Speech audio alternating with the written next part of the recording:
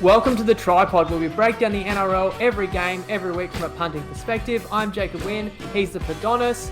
We didn't have a great round 13, we went 1 and 2 on our best bets. We did win the mixed matchup, I think that was paying $2.55. I think we had a very modest profit last round, and we're only 18 and 20 on our best bets for the whole season after losing a pair of them in a narrow defeat on Sunday afternoon with the Roosters. So it's been a tough season. Look, it's not for lack of trying. We've put in a lot every single week. This week's no different. In fact, today we've got a massive show to share with you guys. So we are going to, of course, talk about Origin. The series began last night in Sydney, and one of us is more happy than the other to quickly talk about that. I'm going to give you our best bets for round 14. It's a bit of a chaotic round. There's all sorts of things up in the air. There's uncertainty, but we're going to try and use that to our advantage. In fact, let's jump straight into that now. 6 best bets across 5 games. And Padonis, you're going to explain to people why we like St. George in the opening game of the round up in Townsville. We've taken plus 6.5 first half, $1.88 on Ladbrokes and Neds.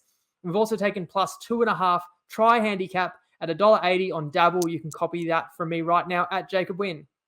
Yeah, so we do fully respect the Cowboys and what they've done this year. So I'm not taking anything away from them.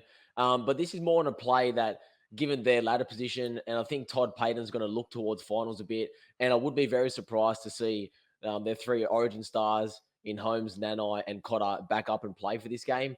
And I think the line's been set at the moment, assuming that it's going to be a full-strength Cowboys team, which I don't think is correct. We know the Dragons play hard, and they play for 80 minutes. Ben Hunt did play 35 minutes on Wednesday night, so that's something to note. He might have some fatigue, but we think that he will play and he will back up, and I'm pretty confident that will happen. And yeah, we just feel that the Dragons in the first half especially, they can get out and start well, and then 2.5 try handicap is a great edge versus the 12.5 for the match line. It's probably an extra 10 to 15% advantage. So we feel those are 2 strong plays with the Cowboys team that might be a little, just a little flat and complacent, perhaps. Yeah, we just think it could be too many points for a Dragon side that's in a good spot. They're off back-to-back wins and they're off a bye. We reckon they can hang in there in Townsville. Next up, we're going the Titans. They play at home against the Rabbitohs. In fact, they have not left Queensland since round 6, can you believe, Padonis? And we're taking them first half, plus 4.5, $1.82 on sports bet, which I think is an even better way to get at them than the full game line for plus 6.5, plus 7.5. You maybe avoid second half capitulation, which was the case last week. I think this is like the Titans at this point, their season's kind of done, but what they've got left to play for is their home fans that come out and still pay, and nobody gives up on a season like halfway through totally. They've got to keep fighting. You got Tino to back up, but I expect he would. He's the captain. He'll feel that responsibility. The Rabbitohs have got Cook and Murray to back up, which I would lean towards they will, but there's a higher possibility one or either of them, who both had big performances last night, could be withdrawn. The Rabbitohs still have no Latrell. They're not at full strength or firing on all cylinders yet. And we will take the home Titans with that decent start to at least make a game of it in the first 40, which is what we're also going to do moving to Sunday with the home side in the Newcastle Knights. We're going to take them plus 8.5, $1.88 on Ladbrokes and Neds in the first half. Next best is plus 8, $1.85 on Top Sport. Newcastle are at home. It's about the strongest forward pack they can name. Expect Ponga and Gagai will back up. They're both being named. And it's a bit of a free roll here. You don't want to go up against Penrith, but with 6 players who are expected to play after Origin, I think Penrith plays the cautious approach. Their main concern is not how much they win this game by. I think they would most likely win it regardless. The main concern is winning the competition back-to-back. Why risk Cleary? Why back him up? Same for Isaiah Yeo. Brian To'o had a huge game. Those guys all played big minutes, and they all know they're going to have a long Origin series ahead. So I think it's a bit of a free roll here that between now and Sunday, if this line, which is between 15.5 and 16.5 for the full game line, that might not be available on Sunday. That may have dropped, in which case you're certainly not going to get the 8.5 first half. And I think we've taught you guys by now, we like that way to approach playing some underdogs, because Penrith can be a patient side that can just cycle with you for a while and hurt you when fatigue kicks in, and we can avoid that. So an unpopular side in Newcastle, but I don't think they're as bad as people realize, with some troops back, including Mann this week. And Penrith is a side everybody loves and couldn't have played any better this season. So we can't be getting terrible value opposing them. We do it reluctantly, but this could be a week where Penrith's not at their very best.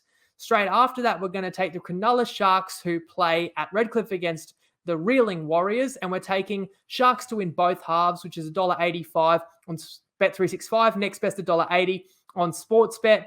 And we don't know what to make of New Zealand. I already discussed in the recap, I really feel Sean Johnson is playing partially lame. They've obviously axed their coach. That could trigger a response, but it's a hard job to turn around instantly. This is a side that's just desperate to just get home to New Zealand, and they come up against an opponent that what gets me over the line for this bet is even if New Zealand apply themselves and come in and really rip in and give a good effort, they still will struggle because they're not at the same level as the Shark side that's off a humbling defeat, losing by 20 at home, and off a bye. Fitzgibbon gets his first bye to continue to develop this side. They're close to full strength. Ramian's back. And after that memorable game where, let's not forget, the Sharks beat the Warriors, playing a lot of that game with 11 on 13. So I think if they do keep all their players on the field, there's a fair chance they'll beat the Warriors comfortably. And this line has moved, which we'll talk about later, but we can still win both halves, which I feel is not a bad way to play a side that's currently a 14.5 to 15.5 point favorite. We're going to play the identical market with the Monday game. That's right, there's Monday footy this week, and we're going to take Parramatta, $1.80 to win both halves. That's on Bet365. Padonis.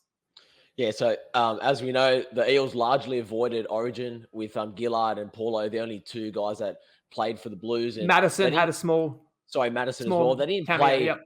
They didn't play big minutes, all three of those guys. So I'd say any fatigue in that is probably cancelled out by Luke Thompson being out for the Bulldogs. And the Dogs have been physically and emotionally up for the contest the last 2 weeks. And I don't feel that this week will be the same for them.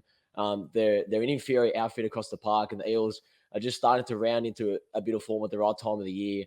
And it's a great bet to get when the line is sitting at 15.5 or 16.5 at some places. So to win both halves, it's a great edge, and that's our final bet for the round.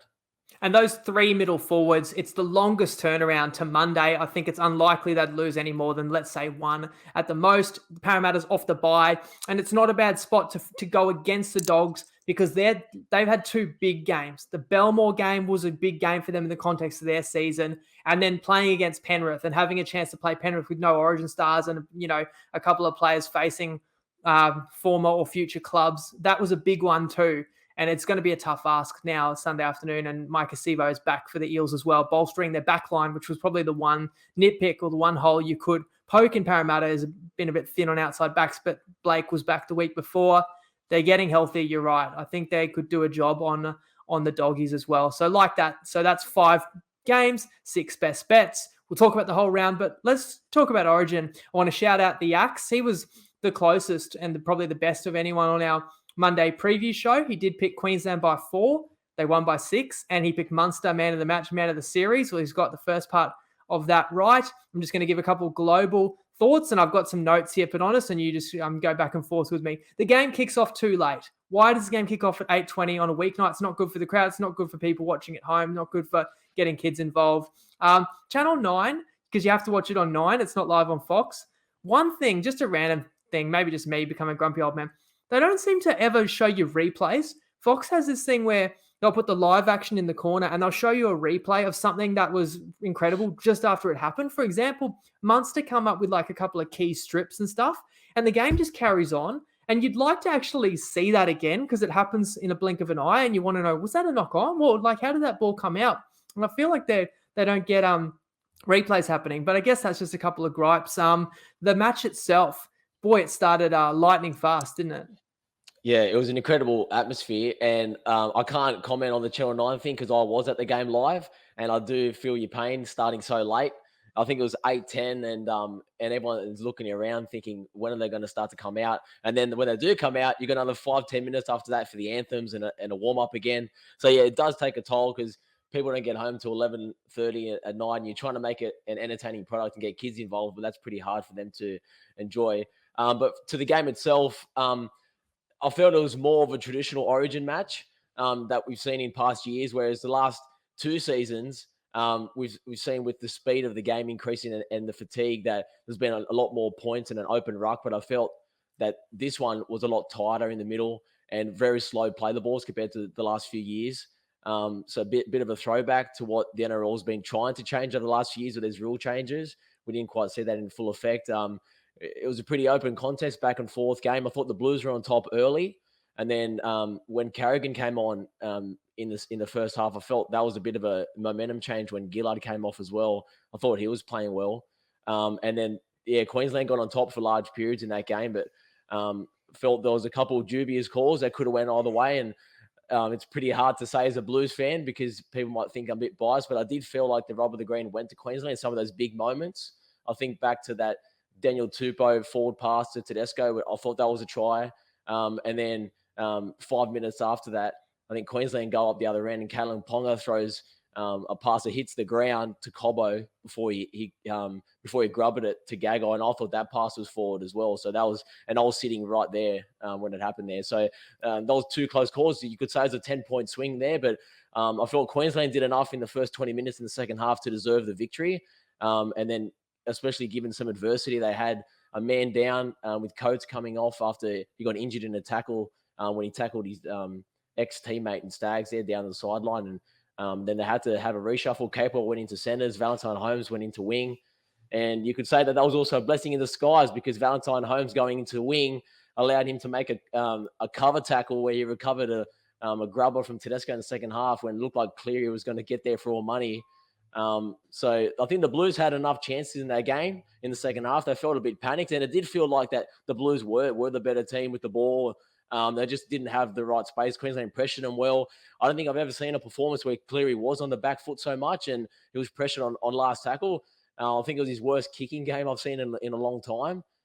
So they can only improve from there, but all credit to Queensland. But could have went either way. And I think the last play of the game summed that up, how close it was. Yeah, spinning around. He was half a metre short from the try line. And then Queensland laying all over the ruck, not allowing him to play it with 3 seconds left. But it was a great game and sets up for a fantastic series. That was a crazy finish. For a moment, I'm sure you felt it in the stadium too. It looked like he had broken the tackle and was going to spin and slam it on the line. But Kaufusi, who had a great game, was so sound in defense. He was around the ankles, and Ponga just recovering, getting his body on the line. They pull him down short. It was a bit similar to me to the series opener in 2020 in Adelaide, where Queensland just had to survive a final set on their line because, of course, New South Wales got that penalty. One of very few penalties in the game. You alluded to that. It's funny, isn't it? Part of the handicap for why New South Wales had to go into that game favourite is home ground advantage, and you do think that the crowd should influence maybe some calls or some tight ones, but most people are saying Queensland got the rub of the green, and play the ball speed is a big topic. It's funny because the game itself was played lightning speed. What I mean by that is the runs, the line speed, teams were shifting the ball. Like it was breakneck pace. But the play the ball speed, I don't know the exact stats. I know that Fittler used it as a big excuse afterwards because my observation was we thought the forward battle was about even. Most people did because of the form of the Queensland forwards. But I think Queensland won the forward battle in this game, and that went a long way to winning it, to winning the match. And they rolled forward in their sets. Now, Fittler put it down to, well, they held on to us longer in the tackle and we didn't hold on to them as long. But, is it that simple? Queensland had better kick pressure, as you said. But why wasn't New South Wales putting kick pressure on DCE? Was it really all down to the play the ball speed? And if that's the case, this is why I think New South Wales got no one to blame. Freddie's saying, we weren't smart enough, we should have done the same. Well, it was 6-4 at halftime. Queensland won the game, as you said, in the 20 minutes after halftime. So if it was that obvious that Queensland was doing something and getting away with it, New South Wales wasn't, they could have told the players at halftime and it would have had no excuses and come out second half. But I don't think it's that simple. I think you've got to commend some Queensland forwards in particular, guys that like a few months ago, you wouldn't have even been sure they'd be in the side. Lindsay Collins off an ACL was awesome off the bench. Carrigan, who you mentioned, was close to man of the match off the bench. Come on for Papali, and Papali never went back on the ground, only played 20 minutes. And Ruben Cotter, who played the entire game, which wasn't the plan, but as you said, Queensland lost a player there. Now, other key moments, Stags frightened me every time he had the ball. He did get an injury, so you talk about, both sides did lose players. And I agree as well. Look, I don't agree that the Ponga pass was forward. It's interesting that you were there and you saw it. I thought it was flat and I thought it might have bounced forward. They always look awkward when they go to ground. I want to give huge credit to a couple of Queensland outside backs. You mentioned Val Holmes. Cobbo, what about what he did there when he picked up the bouncing ball, tiptoed the sideline, kicked in field? I mean, he was awesome. As a Queenslander, we got demoralized and destroyed by your superstar outside backs last series, Teddy, Latrell, Turbo. It's nice now to watch an Origin game and for us to have, Valentine Holmes back to his best and Cobbo, and actually feel like we got weapons to match your firepower. You mentioned a couple of the contentions ones. Like, yeah, the Teddy, I thought it was a try live, and I was very relieved to see they called that tap back or whatever from Turbo forward. That's a dicey one, can go either way. Why don't I get your thoughts on the DCE try? You happy with that one or not so much? Well, I actually took a screenshot of that one, and I was going to post it in the group today, but I just haven't had time at the moment. But it's one of those ones we've seen all season where the bunker uses the wording that he was denied an opportunity, and that's what I felt it was with Collins holding back Paulo. Common sense tells you that Evans was going to score that anyway, and Paulo was never going to stop him. But something to be said about the consistency, and just because it's Origin, shouldn't have to let that go, especially when Paulo scores himself just before halftime. And even though Cam Murray stops in the line, I don't think he was going to get stopped anyway, even though that was the fair ruling by the book. So to me, that I would have called that a no try, and I'm surprised they didn't at least stop the game to have a look at it. They sort of brushed over it pretty quickly. I'm not sure if anyone said it in the commentary, but live it looked like he did get held. Yeah, it's a scrum. They're bound, so they do hold. But did he hold him a fraction of a second later when the ball was out of the scrum and DCE had it? I think you're also right to say like defense has to do a better job. I mean, Sims he goes through untouched. Sims gets beaten all ends up, and Teddy couldn't change direction either, shadowing. But it's a funny one. Had they looked at it, it would have been hard to give the try because I think the evidence would have been there that he was tugging on Paulo. But then again, it raised the questions that does something like that happen nearly every scrum? So, again, it's one that could have gone either way. Certainly went Queensland's favour. The Blues as well, like they weren't that far away. Teddy tried everything. It wasn't his fault. Whiten was questioned to be in the side, thought he was extremely powerful. But I loved the fact that Queensland matched New South Wales physicality and especially had numbers in the tackle when some of the Blues' most damaging ball runners had the ball. Queensland met them and in some cases forced them back. I think even Joey Johns said, I've never seen Stags driven back in a tackle like that. And that was very early in the match. It set the tone. You had some forwards that put in good shifts too. I mean, Isaiah Yeo, pretty strong and maybe was seeing some stars early on. He was rattled in the very first tackle. I thought Haas, pretty good for you. Murray was one of your best forwards. Cook was everywhere. He saved a try that people might not have noticed. I can't remember who would have made the break. I think it was Munster made the break. Ponga's on his right, but he couldn't pass to him because Cook recovered and was at full speed just enough to cover Ponga, and it took an opportunity away from Queensland that would have been a try. Queensland made another break late in the game where Hunt would have put DC in for a double and didn't give it to him. So, the score could have even blown out further. But in the end, I think the score was pretty reflective of a tight game. I don't think Queensland needs to change anything. I think they got that mix perfectly right. And whereas New South Wales, the side that loses the opener, is always going to be left guessing. I do question the games of Nathan Cleary and Jerome Luai. Is it as simple as it goes back to the play the ball speed argument? Is that why they didn't have good games? Is that why some of the kicks were off? Is it more than that? Do you change anything? Because we all knew a close game was most likely going to occur. Most people picked New South Wales because they thought in a close game, the best players decide those. And people thought the best players on the park would be Teddy, Nathan Cleary, maybe Isaiah Yeo. In fact, the best player on the park was Cameron Munster. So what's your answer? Would you change anything for New South Wales? I'll leave you with that final question. Yeah, so if I was the Blues, I wouldn't harp on too much about the play the ball speed because they were ending most of their sets on the Queensland 30 or 40 metre line in the second half especially. So territory and getting yardage wasn't a problem. And we saw that they just let themselves down with a few panic plays, a few errant passes when they were trying to force it too early in the tackle count instead of trying to build pressure. Changes for me. I don't think having a second centre on the bench is worthwhile. it worked out to be that way, given they had an injury. But I felt if someone like Nico Hines was on the bench, it would have been an interesting factor in that final 20 minutes when they were trying to chase points. So I would either stick with Staggs or Crichton, pick one of them and play Hines on the bench. And I felt that maybe Freddie's trying to be a bit too cute there, starting Cam Murray on the bench and bringing him on for Yo. I think Isaiah Yow's got to play the full 80 minutes. He's too good of a player not to. So I don't think it works having him and Murray sharing the role in lock. I think he has to play both of them on the field at the same time because they're too good. A bit similar to last year where Turbo and Mitchell were, even though they're fullbacks for their clubs, you play them in centre because you just want to get the best players on the field. So I feel that has to happen. And I think the other change would probably be Tarek Sims might lose his spot if I'm being a little bit picky there. But overall, wouldn't change too much because I felt the game could have still went either way. And yeah, there's only improvement for the Blues, that's for sure. Maybe you can say bring back Addo Carr because I was sitting next to a few of my mates and they said if he was playing, then I think Addo Carr would have scored that on half time when they kicked it into the in goal. But maybe that's a bit of fortune there. Yeah, you are gonna say that when you lose. But the thing is, Tupou and To'o actually had really strong games as well. So look, when you lose, you have a headache, you come under scrutiny, and who knows as well, because injuries and suspensions unfortunately can still occur between now and then, and it can force people's hands. But yeah, backs up against the wall now for New South Wales. Obviously, the series moves to Perth in 2.5 weeks.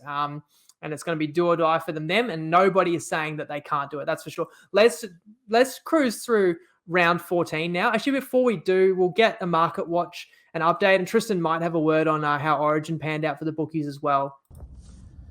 G'day everyone, it's Tristan here from Top Sport. Obviously had a very exciting Origin 1 and the Queenslanders got the result last night, so we were very happy in our camp. The New South Wales side were well backed on game day as well, and so there was a result there from our perspective, and obviously being a Queenslander that was very handy as well. The unders was quite well supported on game day as well, so that one never looked in any danger for the punters on the unders options. We had a stack of markets up. Our player performance, we had over 100 individual player performance markets up on the game, and they were very well backed. A lot of you guys got involved as well. So traders worked overtime getting that. So to be looking forward to getting a similar sort of offering up for game 2 where it's going to be a toss of the coin job. I think Queensland's now into favourites to win the series around about the $1.60 mark. So that moves us to the round ahead where it's probably the trickiest round to price up because you're just not certain as to who's going to start. There's a lot of uncertainty around the availability of different players. So it's always a little bit tricky this round and subsequent rounds after Origin, but the NRL has made it a lot better in that sense where, you know, the squads and the way the structure occurs does make it a little bit easier in that sense, but still going to be some wild fluctuations, I would imagine, particularly surrounding the Roosters Storm game, as well as the Panthers Knights game. So everyone keep an eye on Teamless, keep your ear low to the ground to see what the news is, and good luck if you're having a punt over the weekend. Just as Tristan was talking, I was looking at something up on my phone because he must have got his wires crossed, because the second that he said Queensland's $1.60 to win the series, my ears perked up. Give me that $1.60, Tristan. I'll certainly take that when they're like $1.90 in game 2 and they've got game 3 at home. I think it's more like $1.35, $1.40. The stats will tell you that you're probably about 80% to win the series, you win game 1, but especially when you win on the road and it's the only true away game that you play in the series. So this will sound crazy, and I know people hate when you say I was gonna, but I was looking at Queensland 3-0 at $11 yesterday, thinking if they win the first, the whole narrative of Billy Slater, he's changed it, the young guns, and obviously then you go into a neutral venue where it would be 50-50 if Queensland had won, and then no doubt Queensland would be a favourite in game 3. So actually 11s was too high, but it's easy to say now it's all said and done. Now you want to bet Queensland at 3-0, you're going to get like $3.50. So sorry, guys, that's one. Probably, maybe I didn't share it because I was scared of getting laughed at, because that was obviously the most unlikely outcome before the series began, but it does look quite possible.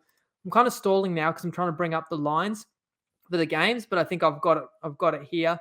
I have somehow brought it up in fractional odds, must be like overseas lines, but it shouldn't matter. I can still read the numbers. Okay, Thursday night, Cowboys host the Dragons. You've heard our best bets. plus 6.5 first half, plus 2.5 try handicap. The line is 12.5. The Cowboys have named the same 17 that beat the Titans, so no Origin players are actually named. They haven't even named Dearden, but he was 18th man, so I'm sure he will rejoin the team and play in the halves. I would be surprised to see Cotter, who played 80 and is awaiting the birth of a first child, I believe. Holmes, huge game, and Nanai, I'm sure, won't play. For St. George, they've named Ben Hunt, who actually leads the Dally M count with voting behind closed doors, interestingly. And Tarek Sims, Fuimaono is out. Dragons are off the bye, and they are off back-to-back wins as well. And any additional reasons why you like St. George this week, Adonis, it might be the first time all season we've backed them in a game. Yes, it is. First time we're taking the St. George Dragons, and whether Sims plays or not too fast. He's been on the bench for them a lot this season anyway, and they play hard without him, and they can substitute quite a lot of their forwards. And just for me, the other factors here is that, as we mentioned at the top, the bye round and having 2 weeks to prep for this game, I think it's a big help, and it'll really help with their new halves combination, because don't forget, Ramsey's only been a fullback for 2 games now, and he's still trying to gel with the Moan and Ben Hunt. So I think that holds him in good stead. And we think they'll play hard for the entire 80. And if I had to tip a win in this game head-to-head, I still would tip the Cowboys. But I'm just think the market's are respecting the Dragons a bit too much. And given that the Cowboys are sitting third at the moment on the ladder and they've accrued so many points already, I think Payton won't be shy to rest some of those guys. And I think it's a good sign that we don't rate the Dragons too highly, and we've been against them in several games this season with mixed results, and we've never felt like the value's on them. And then we both liked them this week. So that could be suggesting that we think it's a great spot for them. And you mentioned Hunt only played 40 minutes Wednesday. I think that factors in, as well as the fact he's captain. And sometimes they say the 2-day backup's not the worst. The delayed soreness and your recovery gets thrown out when it's 3 or 4 days. So I expect Hunt plays. Sims, I'd say 50-50. But whereas I think North Queensland should have 2 to 3 key players out in this one. That's what I would be expecting. Look, I'm wary of going against this North Queensland side, and they're at home and they're just on a roll this season. Their fitness is phenomenal, but that first half bet, at least we're less worried about that, because Cowboys have only let in like 1 or 2 tries in a second half in like the last 2 months. It's been insane. But we think that the Dragons could definitely be in the fight here. And the Dragons are improving and have a lot of belief in their season. Like, they're outside the 8, but as I mentioned, they're equal on points and they're off a couple of back-to-back wins. You play yourself into form when you play against sides like New Zealand and the Bulldogs. Amon is getting more touches in the halves, and we're seeing that talent come out. You mentioned Ramsey. And don't forget they've played games with Mbai at hooker, but McCulloch's back now. And although not Mbai is named at 9, I think McCulloch will play the bulk of those minutes there. So we're going to go against an ultra consistent side that is going to make the Dragons pay if they're not up for it. But it's just based on the number of points being over 2 converted tries. We've got to play St. George on Saturday. That's right. Only one Friday game. On Saturday afternoon, Titans host the Rabbitohs. The line is plus 6.5 with the Rabbitohs, the favourites. And Campbell out for 2 months. Terrible news for the Titans. But Brimson to fullback is great cover. The question is, can you cover Brimson in the halves? I think because he hasn't played that well. Paul Turner coming in may turn out all right. Tino is named. I imagine he's going to play unless, he's injured. He's the captain. They need him. The Rabbitohs are in off a bye. Murray and Cook had big games. You be the judge whether they're going to play. I'd say more than likely they do, but the chance they might not. And we like the Titans, as we've said, playing them first half plus 4.5 with less risk of key outs. The fact that they've got to play for their fans and the fact that they haven't left Queensland since round 6, but honest. Did you know that? No, I didn't appreciate that, but hopefully it helps with the travel and the fatigue factor for us. And I've assessed this line assuming that both Cook and Murray do play. So I felt the 6.5 already accounts for that. And as we touched on in the recap, we talked about the Gold Coast at length. And I felt last week had an element of a bit of a hangover from the Brisbane loss. And whilst I don't fully trust them to play for 80 minutes, I'm happy enough to lean with them in the first half. Because ultimately we've let the market decide to play, and the 4.5 is a great number. Tino coming back helps with their leadership, and I do think there might be some injured play theory because Brimson is equivalent to Campbell, although the Campbell injury might be a little bit overhyped. People thinking that Gold Coast are worse without him. But don't forget, he's only in his second full season. So there's plenty of improvement left in him. And he's not the finished article quite yet. I am wary of South off a big win and off a bye. But I just felt that I could definitely see a scenario where South get ahead late and potentially run away with the game. But I'm happy to take the Titans in the first half. And if the Titans do start the game slowly, then they're likely going to lose the 6.5 anyway. So I definitely feel the Titans can win outright. And the best way to do that is for them to start well. So that's why we like the first half line. And, they started very well against the Cowboys for the first half an hour, but they just dropped their heads after a couple of errors, and the Cowboys kind of put them to the sword. And then it was a competitive game even in the beginning of the second half, and the scoreline blew out late. So maybe a misleading final. The Titans weren't horrendous last weekend. You're right. Look, the Titans, they are worse without Campbell. They wish they had him, and he's exciting to watch. But Brimson was playing fullback in winning Origin games only a couple of years ago. It's probably his best position, and it comes down to what Turner can do. But at least he's an actual specialist halves, 5/8. So I don't think that could downgrade him too much. I'm also wary of Souths. They're currently 8th, but they've been inconsistent, and you've got Manly, Canberra, St. George all nipping at their heels to make the 8. So it's a game that's important for the Rabbitohs to win, but it's important for the Titans too. They can't just completely limp or mail in the rest of 2022. So come on, Gold Coast, fire up and get us on the board with our first half best bet. Really looking forward to this game. Saturday twilight at the SCG, the Roosters host the Storm. The line is Storm -4.5. The Roosters have named the strongest side they can. That does not include Warrior Hargraves, who hurt his hammy in training last week. And that was a big loss going into the Canberra game for our best bet, and compounded the fact that they weren't going to have Lindsay Collins, a guy who I mentioned had a great game last night. At least Collins now should be back for this one. The Storm also gets back a key big man in Nelson Asafa Solomona. Grant, Munster, Kaufusi are all named. We don't know. I'm interested in what you reckon the strategy would be for the Storm. We do know, I should say, that Xavier Coates, unfortunately, won't line up for them. Yeah, I felt the last 2 weeks have highlighted the ups and downs of the Roosters this year. And it sort of characterises how they can't maintain a consistent level like Penrith and Melbourne have at the moment. And we were on them the last 2 weeks. So I don't really feel like I want to be on them again, given that they're facing the Storm off a bye. And I do think the Storm are the rightful favourites. And I know Pappenhausen is still out, but with Verrills and Radley still missing for the Roosters, I do think the Storm are a 6.5 point better team on a neutral field. So the 4.5 with a bit of a home field is implying that line. But I respect the Roosters enough not to bet against them as a home underdog. And this number would only come down, as you said, if those guys, for example, Munster or Grant, are ruled out. And there's a chance that they do get ruled out. But I ultimately feel that they do play this game. Perhaps Grant might start off the bench and they might play Smith starting hooker. But the game's in Sydney, so they're already here. And given that Melbourne are still fresh off losing 2 straight games and they just beat Manly and had a bye, so I think that's still recent enough for them to carry on some momentum and not want to lose 3 out of the last 4. So I feel that it's a good spot for the Storm. The Roosters are on a 6-day turnaround, so I felt the line's fair, so it's a pass for me. Yeah, the big advantage, Storm, being off the bye while the Roosters played a battle most recently Sunday afternoon in bitterly cold Canberra. However, one of the things I noticed straight away was there is a big advantage to the Roosters' outside backs. When you talk about Pappenhausen's not out, now Coates, there's not too many weapons that frighten you in the Storm backline that are going to finish off opportunities that their forwards and their halves might create.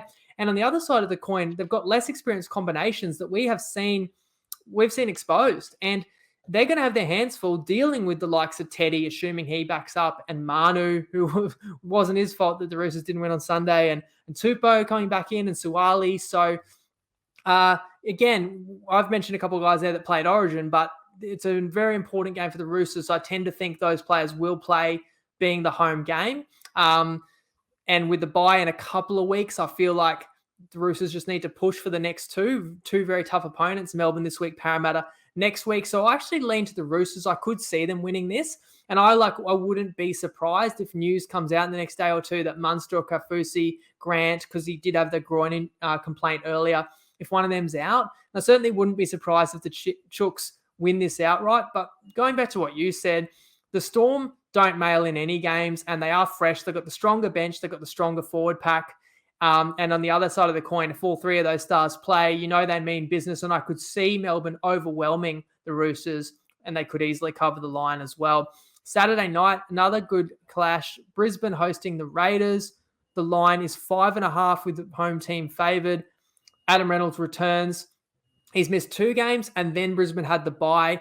And we'll see him line up alongside Ezra Mam with Gamble sidelined. That's really exciting and potentially raises the Broncos' playmaking ceiling over the longer term. Now, they've already said Capewell is going to get a rest. He's not even named in the 21. Staggs, I would imagine, will be unlikely. While he is named, he got that shoulder complaint. They're saying it's not too serious, but I would doubt that he would play this weekend. Cobbo, Carrigan, 2 other players had great games. They're young. I kind of lean towards they probably do play for Brisbane. Whereas for the Raiders, I also think their 2 stars will play. You mentioned Papali before, only got 20 minutes, and Whiten, who had a big game, but the Raiders need him.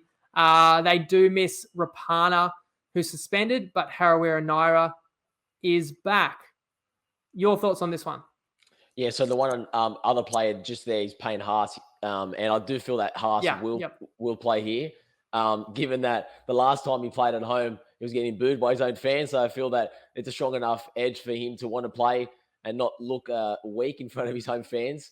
And the Broncos have won 6 straight heading into this. And on the back of Queensland winning last night, the home crowd's going to just be absolutely buzzing for this game. And Reynolds is a huge return. And Ezra Mam and Reynolds would be great to see that combination, because I do feel that that's probably their best heading into the back end of the year, because I feel that Mam's got a bit more upside than what Gamble can offer. And even with Canberra's recent form, I do still favour the Broncos as the better team. And I'd have this line just above 6, so I would lean Brisbane. But with that uncertainty of Cobbo and Capewell and Haas and Carrigan, because they did play big minutes. So even if they do all suit up, there's a chance that there's some fatigue element there in those guys. So I can't lay the points, but I can't bet on Canberra either, because I don't feel it's a great spot for them, because they just had 2 big home spots against the Eels and the Roosters, and now they're going to make an away trip against the team that's a little bit better than them. And I just feel they might not be completely up for the contest. So that's probably enough of an edge for me just to stay away from the game. Yeah, it's a real deal getting the bye and freshening up the bodies. It's such a physical competition, and some sides, obviously half the sides have had a bye, but half of them haven't yet. So it is a real advantage. We do factor it in. And saying that, I still was going to lean to the Raiders, and I didn't look too hard for the best bet on the Raiders once I knew you kind of leaned Broncos, because I was happy to say, look, line's close enough to where it should be, we'll pass. I'm not sure if you can get a +6 or a +6.5. I know there were some available for the Raiders. Maybe with Katoni getting injured, that's dropped a little bit. Brisbane, the crowd will be raucous. Don't forget, last time they played at home, they overturned a 20-point deficit. So the crowd's going to be very excited. But, you look at how Canberra has played. I've really taken notice. They are a different team, the way they're defending, but also the way they're playing with a real high purpose and intensity. It seems to be led by that other starting prop, Joe Tapine. We found that out the hard way. We went against Canberra last week, and it could have gone either way, but Canberra covered and won that game because they were just too strong, too physical, and so good on their goal line defensively. If they play similar to that, and whether they can maintain that level is the ultimate question. But if they play similar to that, they got a chance to win this one in Brisbane. So that's why I was more leaning to the points, but not too much I can take away from Brisbane. Of course, if you play Brisbane now, you do hold your breath a little bit more so with who's going to be available. It's the case in a lot of these games. You've got to try and weigh it up. We're trying to give you the advice of which sides we would play now versus which ones we might wait on. Moving to Sunday, triple header. It begins Campbelltown with West hosting Manly. The line is West +6.5. So the Tigers get back Nofaluma, Little, Twal. They will lose Peachy and New Turkamanu. They are off a bye. They are off the news that Madge has been let go and Brett Kamali takes over immediately. No Origin players. Manly have the one, as we know, DCE, and he is named to back up. Paseka is also a chance to rejoin this team that looks stacked in the forward pack now. Padonis are looking at their bench and seeing Schuster, Kepi, and Tapau. And that's why I kind of leaned Manly, but you leant the other way. Yeah, we had a slight disagreement on some leans there. And we didn't see it with the Bulldogs a few weeks ago, but I definitely feel that with the new coach coming in Kamali taking over for Maguire, I do feel that there's going to be a new coach lift and bounce from the Tigers here. And off the back of a bye week, having 2 weeks to prep for this game, I don't think we're going to see the same level of disruption that the Bulldogs had in their prep for that week. I do think we'll see a high intensity and a bit of energy from the Tigers in front of a home crowd. And Manly were pretty strong last week. There's nothing to take away from them, and we even praised them in the recap. But I felt that was more to do with the Warriors being extremely poor, and it was more of a training run for Manly. So I don't think that they were tested, but I do think the Tigers are going to test them here, and that's probably factored in a bit to the line because had that have been more of a contest, then I felt that Manly probably been overvalued a little bit too much this week. I made the game 4.5, so not too far away from where the line is now, and I would lean the Tigers because I can see them winning the game outright and starting strong, but you don't like their chances as much as I do. So ultimately, it's a pass from us. You know what? It's not even like I would bet Manly minus 6.5. I definitely want to get under 6. I felt like the line should be about 6.5, but I do think Manly will win. I said before half the sides are off the bye. One of the reasons I like Manly is because I would make the case 9 teams are off a bye this week. The 8 sides that didn't play in round 13, and Manly, who got a training run against New Zealand, and you can't call it any more than that. And I think they'll get a boost. I think that game, truthfully, played some Manly players into form. I think Olakuatu is looking frightening. Garrick had his best game last week. You've got Jake Trbojevic, I think, off the back of New South Wales losing. There's a possible trip to Perth on the line for some of these guys that missed out in game 1 and were disappointed. Do think DCE backs up on Sunday, being the captain and Manly wanting to keep their season meaningful, and they're outside the 8, but they definitely want to make a push towards finals footy. I sort of feel like it's a good spot for both sides, so that's why it's hard to come up with a best bet. Like, the Tigers aren't stacked with talent, but I look at them with Laurie back and with Hastings. I think there's points in them. I think they do name a pretty strong side for Sunday afternoon, and I do think there could be a lift with Kamali. One quirk, I thought, why axe your coach in the second week of a bye? If you know you're going to let him go, you've got 2 weeks. Wouldn't you give Kamali the most time to prep? That's fair. But I do think there'll be a bump because you'll like this one. I think all these Tigers need to earn their stripes again for the new coach and prove themselves. That's one of the reasons why, even if he's not the long-term guy, players want to play hard to secure their spot because otherwise they fall out of first grade if they're not doing a job. So players always want to be buttoned up in the week of there's a new coach. So look, I think there's a case to be made the Tigers could play well here, and they could pull an upset, or I could see this game being tight, like Manly's up 2 or 4 with 20 to go, and the cover therefore being in the balance.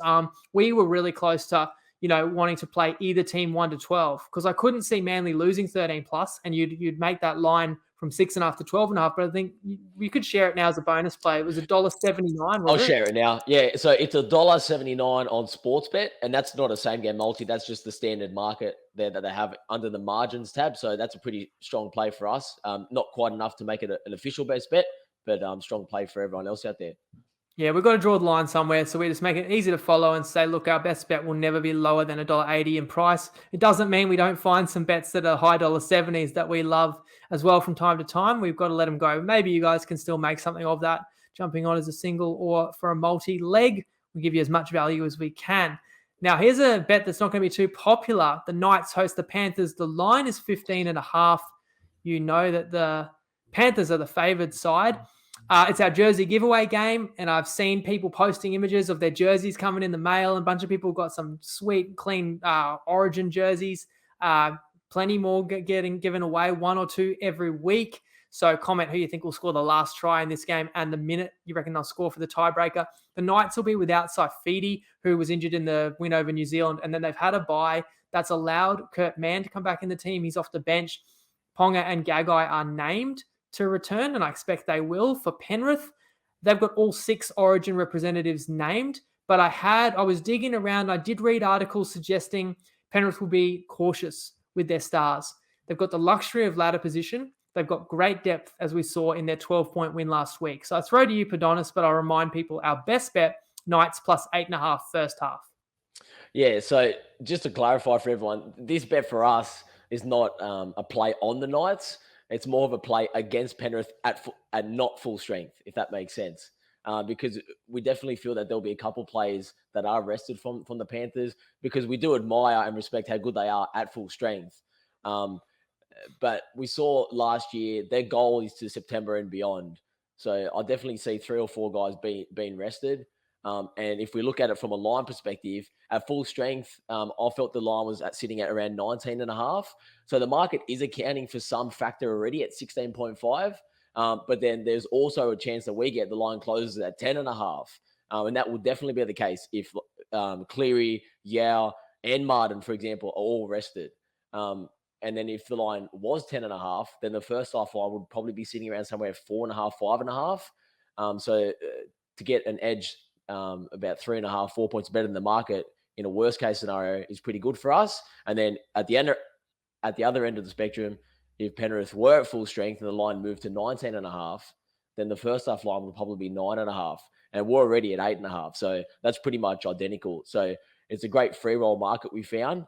And then the other factor that is worth mentioning is that the last 3 home games, the Knights have been pretty bad. They've been humbled 3 straight times: Eels, Storm, and Brisbane. They lost by 20 plus in all 3 of those. So there's something to be said for a bit of extra focus, at least early on, to try to repay some of their home fans, because it's not fun sitting in the crowd getting smashed every week, is it, Winnie?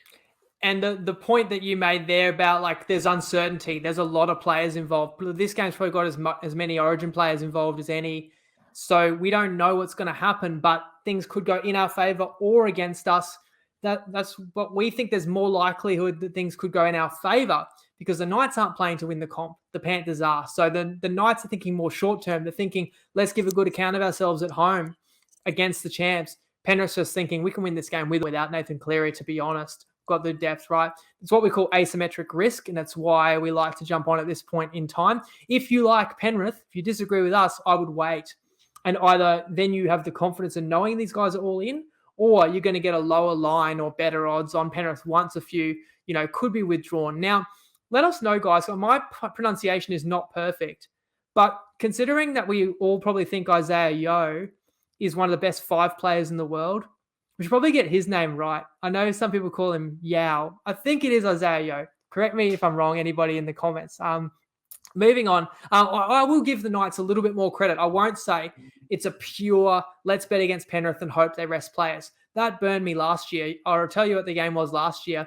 There was such an obvious spot for Manly to rest Turbo. It was off Origin, and they were playing the Bulldogs, and they were 24.5-point favourites.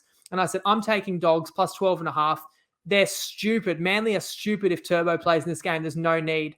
They played him. He absolutely destroyed the Dogs. It was 36-0 at halftime. I think the final score was about 60-0. 60. Yeah. But that line would have halved if Turbo wasn't out. So that's one where, like, I got burned because I was trying to just bet against the spot where a key player might be ruled out. You also want other things to be in your favor, ideally, for a great bet. And the thing about the Knights is they are a little bit of a different team to the one that was horrible a few weeks ago. And one of the reasons for that is Milford coming in. They really do seem to have added something in attack, the way he connects with Ponga. Clifford, for that matter, came back into the side as well. And we saw Ponga on that note. Another player I want to say had a great performance last night, is in really good touch and is healthy at the moment. I certainly expect he backs up. Like, look, Crichton should back up for the Panthers. Not saying that none of them will, but definitely some key players, I think, play the long game. Sit them out, Ivan, do the right thing. Sunday night, we got a game, Warriors Sharks. The line has climbed all the way to 14.5 with the Sharks favoured, but the game is in Redcliffe. So this game's unaffected by Origin duties, but we do have another game where a side was relieved of their coach, or the coach was relieved of his duties, I should say, during the week. In terms of player news, Curran is a big in for the Warriors. He will start from the bench, as will the new recruit Dunamis Louis. The Sharks get back Ramian. He's off a suspension that he actually earned in that very memorable clash between these sides a month ago. And the Sharkies are also off a bye. Any further reasons why we like them for our best bet to win both halves? Yeah, so the Warriors put in their worst performance of the season last week, and it led to the coaching change that you touched on with Jones there. And I do feel that this one's a bit of a disrupted week. And I think there's going to be a focus on just turning up for each other and just enjoying themselves out there rather than having any real game plan and structure. Whereas we know on the other side of the fence, Fitzgibbon's going to have his plays right up for it. They're a professional team. They're going to be ready to go without any complacency, given that they did lose the last time we saw them play. I would lay the points with the Sharks at the minus 14.5 if forced. But there's just probably enough doubt that the Warriors might be up for the contest, given that the last time they played the Sharks, they were embarrassed when they had 13 on 12 for over an hour and they ended up losing by 13 plus. But we definitely can't ignore the value of the Sharks to win both halves, because even if they are in a contest for 20, 30 minutes, I feel that they're going to come out on top with a bit too much class. So to win both halves is our play. The other thing is it's a principle thing that you could have laid 11.5 with the Sharks earlier in the week, and even 12.5, I'd probably lay it. Now it's climbing to 14.5. I was willing to let it go, but to play win both halves, I usually equate that value with a side that is about a 6.5 point favorite in both halves, or maybe about a 13, I should say a minus 12.5. If they're roughly $1.85 to win 13 plus, that equates with win both halves. But you can't get the Sharks 13 plus, in the $1.80. So therefore, just playing that market that way, we think we're getting a little bit of value. In the coaching saga, I'll say this, because we already voiced our disappointment and our disapproval of the Warriors and of Nathan Brown in the recap. Go all the way back in the archives to the 2020 season preview. I'm sure you'll find me saying that I never liked the hire. Nathan Brown, with this rep that he's great for rebuilds, just because he won. I don't know the exact numbers off the top of my head. Didn't the Knights win 3 wooden spoons in a row under his watch? But somehow he did a great job there. But I don't see the Knights as a rebuilt side now. I'm just not sure. And why take a job in New Zealand, but you're not willing to move your family to New Zealand? I don't want to judge someone like personally. Circumstances change. A lot has happened in the last 2 years, in fairness, and it's a major adversity for the Warriors. But they're suffering through all of that. Now, I think appointing a club legend like Stacey Jones has a chance to inspire the players, but I don't think he can fix all the problems right away. And we mentioned that Sean Johnson just doesn't look right, and the team needs him to play well.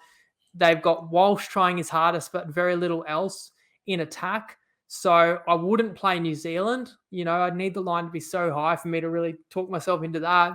So I feel like you play the Sharks. And even if New Zealand switches on, the Sharks could still gut out a strong performance. And if New Zealand no-shows, which is still a possibility as they did last week, you just got such an easy winner there too. So that's why I have to side with Cronulla in this one. And I do think that you lose by 20 at home, and then you go into the bye. There's no complacency whatsoever. You're going to be working very hard, and you're going to have a long time to think about that disappointment and to come out and try and make a run. And this Sharks side, they've got high hopes for this season still and a lot of ambition. And it starts with a strong performance in this game, I think. Final game, Monday, Bulldogs hosting the Eels, and the line is 15.5. Parramatta favoured at Accor Stadium. Avarillo took Duffy's spot at fullback, and Allen played in the centre last week against Penrith. They're going to line up the same. Tavita Pangai Jr. hasn't played the last 2 weeks. He's in the reserves. He's a possibility. Thompson was withdrawn last week with concussion symptoms and is still out. The Eels get back their crowd favourite, Mike Acevo, so their backline gets a bit more bolstered. Those 3 middle forwards we referred to before, we'll await and see if they play. But as I mentioned, this game's on a Monday. And I'm going to share something else. Some people are going to hate me, and people are going to think, are you serious? But look, it's the truth. I'm going to say it. I want to share as much insight as I can. And I'd rather annoy some people right now than not share this. You don't even know this, but honest. I bet on the Eels to win the comp at $12 this week, and you can still get it at Sportsbet. I think that Roosters loss to the Raiders, that really hurt. I think they really needed that game, and it made me think, now the Roosters are really up against it to make the 4, which in my mind opens up a spot in the top 4. And look, the Broncos are in the mix, the Cowboys are in the mix, but I still think Parramatta's clearly a level above those sides. And I just think the season's still got so many weeks to go. We've still got 2 more Origins. We see what injuries can throw up. I just think Penrith, as great as they are, they're just too short right now with so long to go. Even if everything goes so well, you still have to win a prelim and a grand final to win the comp, And I just feel like Obviously, I've already shared Roosters at 14-1. So people will be thinking, how many teams is he going to tell us to win the comp? He's going to tell us, half the field and then claim he picked a 14-1. Like, look, if you did already back a Roosters, 14-1's not terrible odds. And I think they'll still be in the mix in September. I think the Eels are as good as Sydney and a little bit higher on the ladder with a little bit of a better pathway. And I would play them at 12. And I really think you could end up with a Roosters and a Parramatta, thereabouts in prelims. It wouldn't be too bad. And I definitely think the Eels, to get us back on track for round 14, are going to have a strong showing on Monday. So it wouldn't be a bad time to back them. Our best bet is win both halves. Additional reasons, Adonis. Yeah, so you touched on in the game before the key word of disappointment, and I feel that that's what the Bulldogs are. They just would have had 2 straight weeks where they tried their hardest. They put everything into it. They scored the most points they've ever scored, and they still couldn't cover either line in 2 straight games, losing at home at Belmore against the Bulldogs, against the Dragons at their spiritual home, and then in a bit of a revenge game for Burton and Addo-Carr, and trying to give their all against the Premiers, and they fall short. So keep this one short and simple. Eels are starting to round into form, as you touched on, and they're looking the goods. They've got the consistent spine. Sivo adds a new element for them at the back, and they're going to be too strong for the Dogs, who are probably going to be a little bit flat and weak in this one. And you've held strong. I can hear your voice hasn't got much left in it. And we can't go over an hour, but look, it's been a big show, lots to discuss, and Origin too. So I think you've summed it up there well, where this is just 2 teams on totally different levels. And the Bulldogs, they've had those 2 big games already leading into this one, where Parramatta comes in fresh off the bye, ready to make a charge. It's going to feed into our mixed matchup. Extra creative this week, so you got to listen carefully. We're taking 3 sides. We're adding their points together. We're going to try and outscore 3 sides. We are going Titans, Sharks, Eels. You'll notice those are 3 sides we've got best bets on. Add all their scores together, and particularly Sharks and Eels, I think, have chances to put big scores on. And Titans may not beat the Rabbitohs, but they could, they're a kind of side that could play in a high-scoring game even if they lose. So Titans, Sharks, Eels to outscore Cowboys, Rabbitohs, Panthers. 3 sides we have best bets against. Now, there's risk involved, of course, if Rabbitohs or Panthers or Cows put on a big score themselves. But we've obviously picked those underdogs for a reason, and it's $2.50. If you want to try and identify the value there, add up all their team totals, and you'll find that the 3 sides we're on have a team total combined 4 points less than that of Cowboys, Rabbitohs, and Panthers. Hence, $2.50, max bet 200 on Top Sport. You can join with the promo code TryPod. That's going to do it. I'll let you know when our recap will be. I'm tending to think we might do it Monday with the late game Sunday night, and then still one to play on Monday that'll tie in with a best bet and a mixed matchup as well, and probably a multi or 2. So thanks for joining me, Adonis. Even your voice a little worse for wear, as is your pride. But let's get back on track with our 6 best bets. And I really hope when we talk to you next, we could have a winning record, because we like the slate this week. And I think there's going to be chaos with players. So, stay, keep your ear to the ground with the news. But we certainly feel the players we've shared tonight is more likely things could go our way than against us. And we think we're jumping in at the right time, like all our plays. Let us know what you like, though, and let us know what you're backing. Always do it responsibly. Enjoy the weekend. We'll see you on Monday. Lego.